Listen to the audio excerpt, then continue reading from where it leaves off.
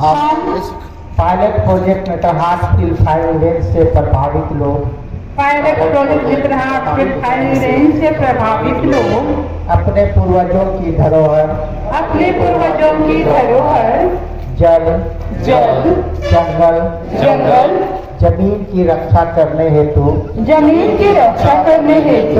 जब तक pilot project Netarhat steel firing range की अधिसूचना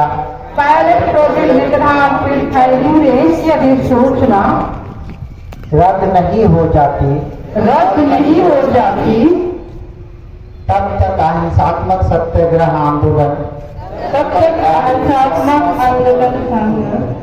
जारी रखने का संकल्प लेते हैं। नारा लगाएंगे।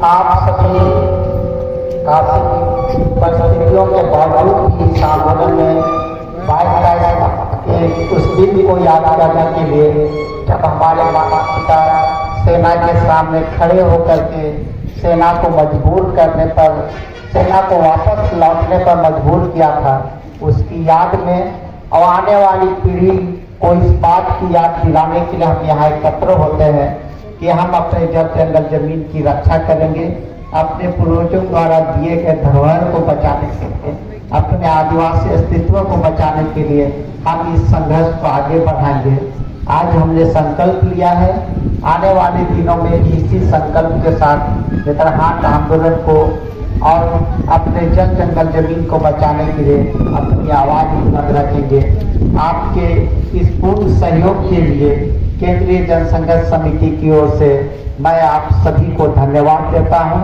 आप सभी के सहयोग के लिए केंद्रीय जनसंघर्ष समिति आभार व्यक्त करती है। और इसी के साथ ही 22-23 मार्च का ये कार्यक्रम समाप्त किया जाता है और सभा अब समाप्त होती है। आप सभी को धन्यवाद। जोहार। जय झारखंड।